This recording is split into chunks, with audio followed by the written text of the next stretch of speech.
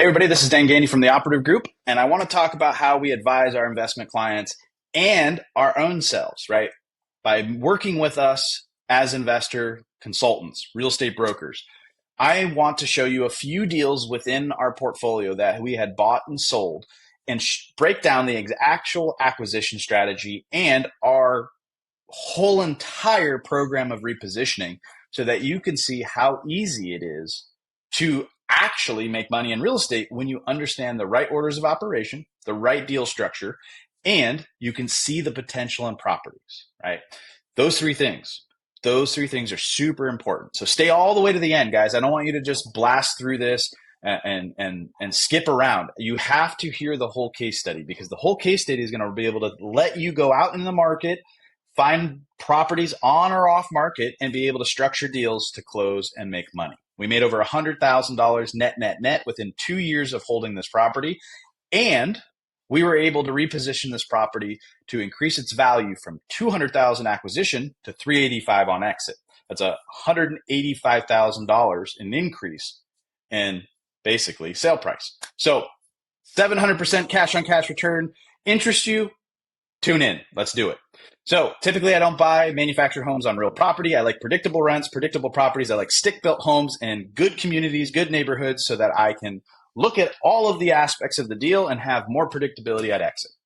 Guys, we got a call from one of our friends who had connected us to somebody who had inherited this property that had tenants in place. He actually was living there but moved away, was going through a divorce, I believe, something along that lines, and he was looking to sell this property because he did not want to be a landlord anymore. Guys, there's tons of deals throughout every state of this exact scenario. Somebody inherited a property and doesn't want to be the landlord anymore. So we wanted to structure a deal that was win-win. And when I say that, we didn't lowball them on this property. When I was running comps without the hidden gem that was here, we were coming up with comps between $200,000 and $250,000, depending on the condition of the property, what it included, did it have well and septic, was there any improvements, all of that. What we did is structured an owner financing contract with this seller because he wanted mailbox money. He wanted to remove himself being a landlord, but he wanted monthly income because he was addicted to the monthly income that this property was making when he had good tenants. But let's get back to this problem. He didn't have good tenants. They were spotty on their rent payments. He had to evict the person that was living in this manufactured home. And the hidden gem that I'm going to talk about is what got us into this deal. So we purchased this property for $200,000. We structured the deal, owner financing, note and trust deed at 4.5% interest rate with 10% down, which at that time was 5% down of the $200,000. Okay. We also did 3 months of deferred payments because we needed 3 months to clean up the property, get rid of the second set of tenants in the gem I'm going to talk about, and be able to create our whole value add plan through being able to assess everything that was outside of just our inspection period. All right. So we purchased the property for $200,000. We weren't making any payments for 90 days. And what we did in that 90 days is we served a remodeling eviction on the property that had tenants who were paying very spotty rent. And I'll show you pictures of this property.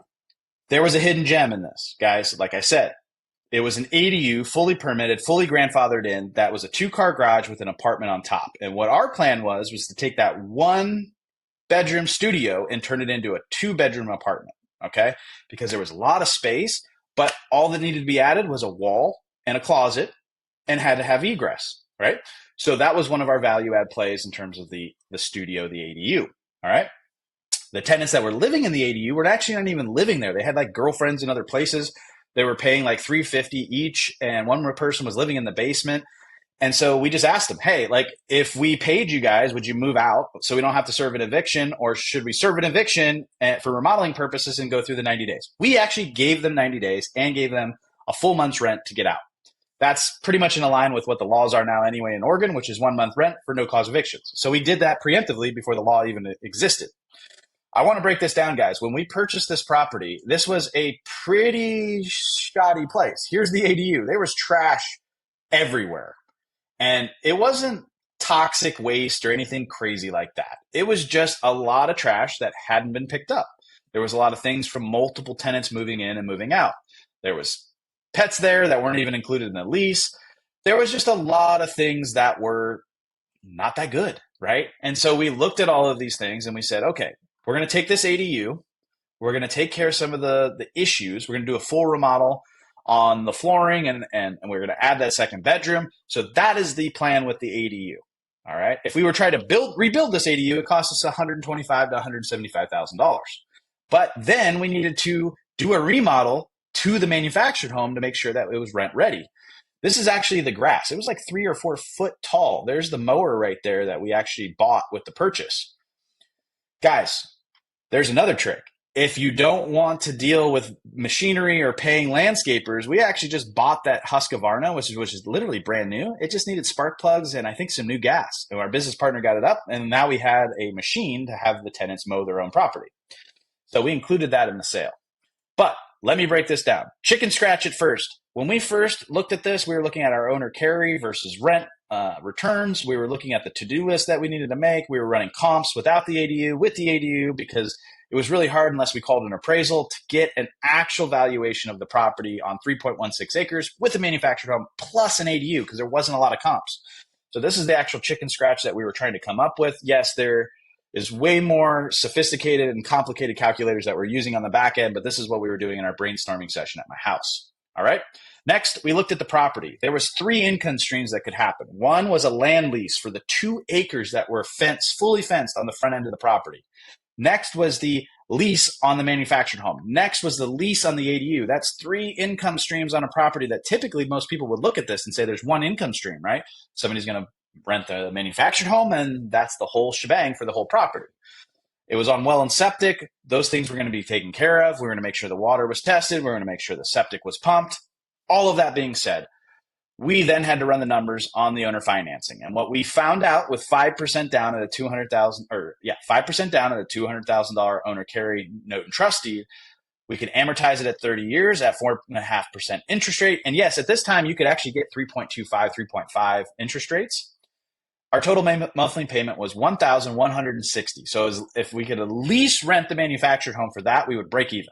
Everything above that, yes, with asset management costs, CapEx, vacancy, marketing, property management, there was going to be some expenses, but we were conservatively looking at about $200 to $300 a month net cash flow. Not ideal, but that's what we were looking at. So that was the note and trust deed that we set up.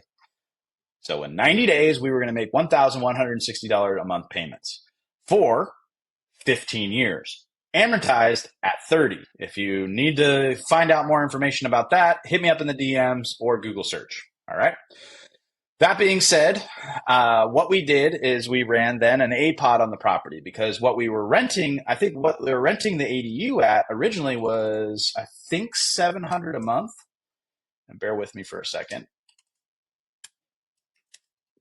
Doesn't want to work. Let's just say I think this was $700 a month and it doesn't work in Vidyard. But long story short, we had a vacancy plus somebody that was roughly giving us $800 a month, $400 per tenant. But we knew we could rent the manufactured home most likely around $1,400 a month and the ADU at $1,200 a month if it was a 2-bedroom.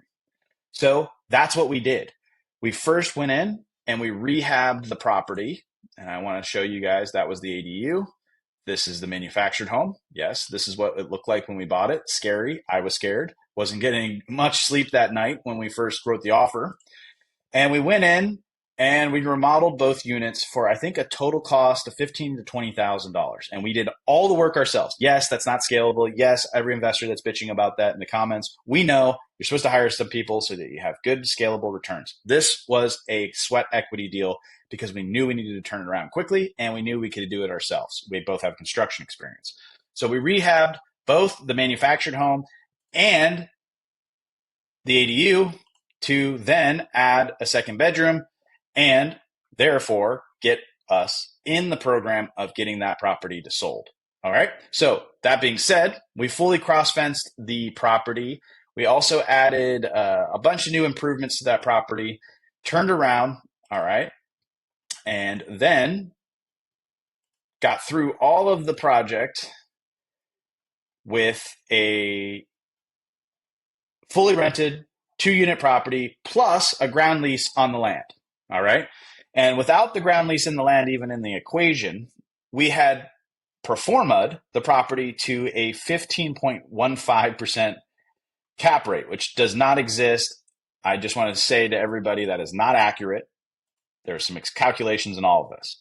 But we were at a 6.41 gross rent multiplier, which was accurate, right? We purchased the property for $200,000 with 10% or $10,000 down. We had structured the entire deal, and it was a 6.41 GRM. Anything under 10 in the West Coast, guys, is phenomenal. Anything under 12 is a good deal. Anything under 14 is doable. Anything over 15, 16, 17, 18 must be a great location with good rent upside. Anything over 20 is typically new construction or a horrible deal. So we had bought this property at 6.41 pro forma gross rent multiplier. Okay. It was operating at a 0.40 of the 1% rule. Not ideal, but that was at acquisition, not pro forma. All right. At acquisition was actually a 20.83 gross rent multiplier, which is not great, but we knew we needed to do repositioning. All right. 4.35 cap rate at acquisition. But as we moved through this, all right, I just want to be clear here. We were negative $435 a month until we could go in, rehab, and get it re-rented. Guys, I get this all the time. Don't buy properties unless they cash flow day one. I buy properties that are negative cash flow all the effing time. All of the time, because those who are willing to do the work and reposition properties have higher risk, but way bigger reward. And that is one of the golden nuggets of this entire case study. I buy properties negative cash flow because I can fix the situation.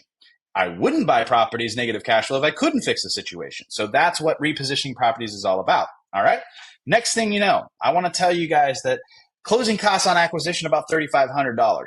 I think rehab costs in total were about $15,000 to $20,000. I don't want to tell you guys it was 20, and I don't want to tell you it was 15 because I didn't save receipts for the specific property because we were in a rush to get things done.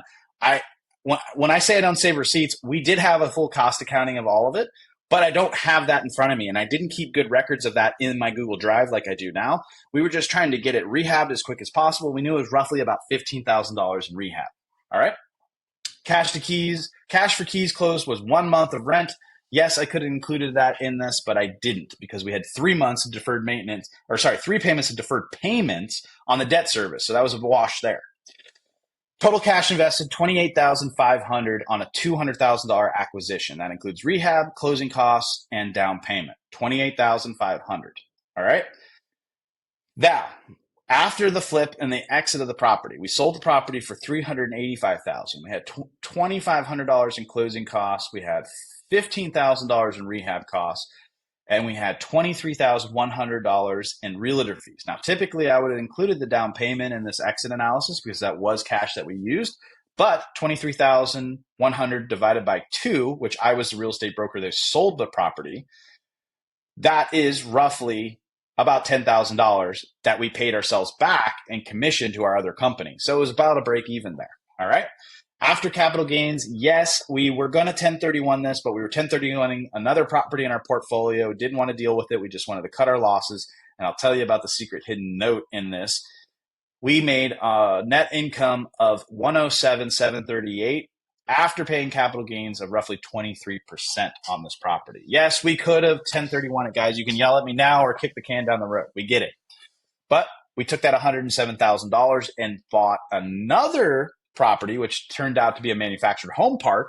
And we did a substitution of collateral with this note and had roughly $185,000 of loan at 4.5%.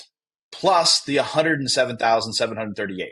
So if you stayed all the way to the somewhat end of this video, what I just told you is this. When we sold this property, we didn't have a reconciliation of debt. What happened is they released this property and the mortgage company paid for this in full, but we did not pay our owner financing note off. Why? Because the original owner financing seller to us wanted to keep continuing payments for that full term.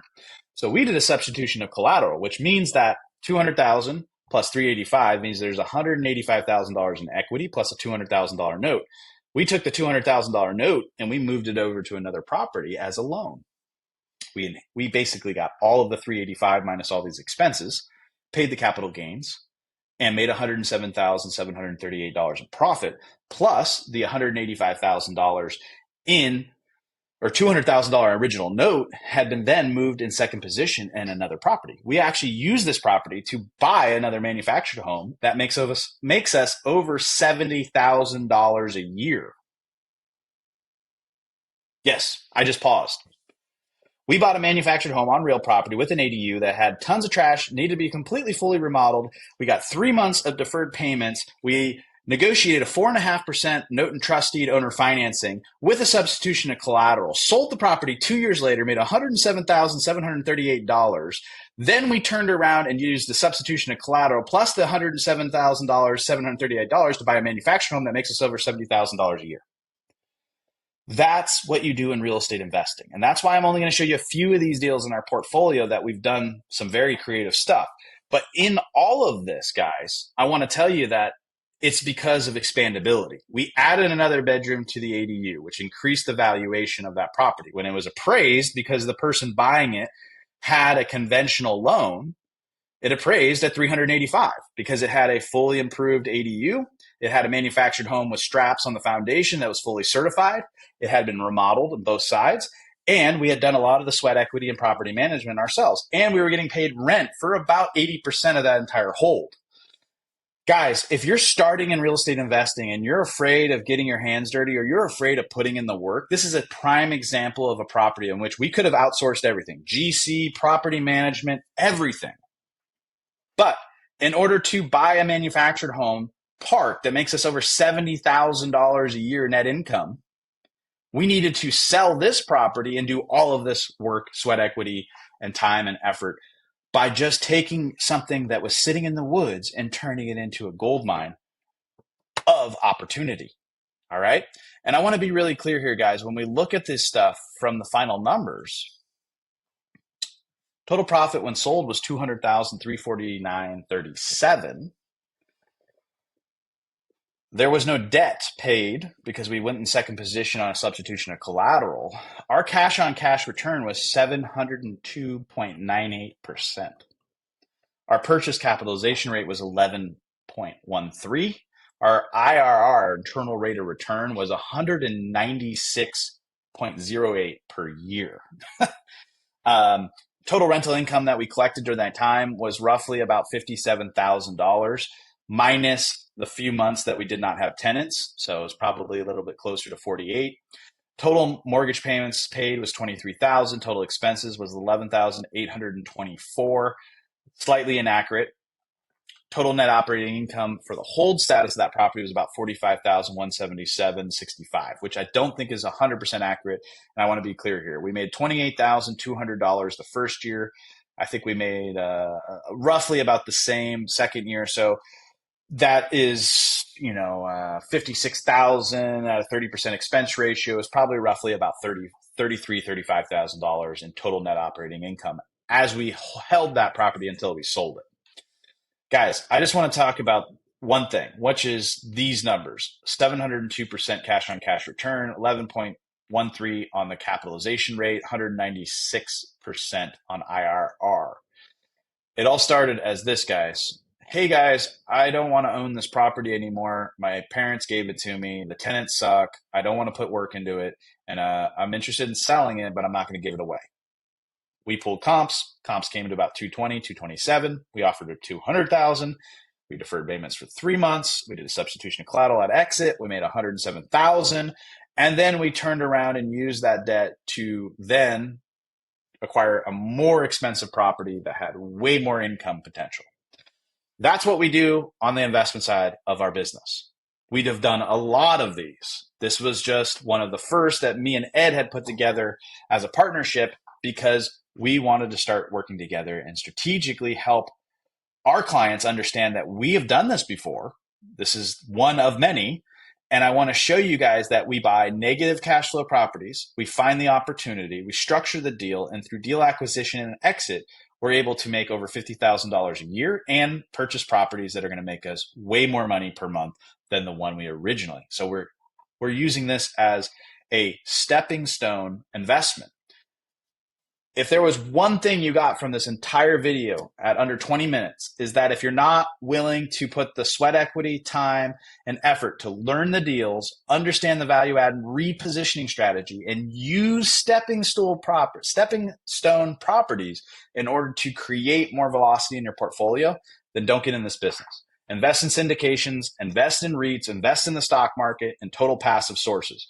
But if you're willing to learn the systems, guys, and unpack properties and do them right, it's going to take time, effort, sweat equity, and you're going to be able to pay yourself over $50,000 a year after taxes. But you must be able to take risks. You must be able to understand the bigger picture, and you must be able to look and see value. One of the number one things I see when I interview new investors that come to work with me is they don't see bigger picture investments. They don't understand value add. They don't understand repositioning. They don't understand property management. They don't understand evictions. They don't understand remodeling. They understand one thing, which is purchase a property, hire a general contractor, and turn around and sell it for more money. Guys, you need to have multiple exit strategies. We could have held this property and still made money for another 15 years. We could have sold this property, in which we did, or we could have turned around and actually did an all-inclusive trust deed and sold the property on a wrap mortgage and made the spread. There was multiple options of exit. And so I want to thank anybody who's watched this from 0 to 21 minutes. If you're out there and you want some help, if you want some coaching, advisory, some structure in your business, if you own rental properties, or if you're looking to acquire rental properties, hit me up down with my contacts. Let's jump on a call. I'm here to help anybody who's in the investment space, especially if you're in the state of Oregon. I'm licensed here as a real estate broker. I'm here to help you. None of this is a projection of future investments or no guarantee. It's through hard work, strategy, deal structure, and being able to see the end picture that's going to make you a bunch of money. Thanks for tuning in, guys. Take care.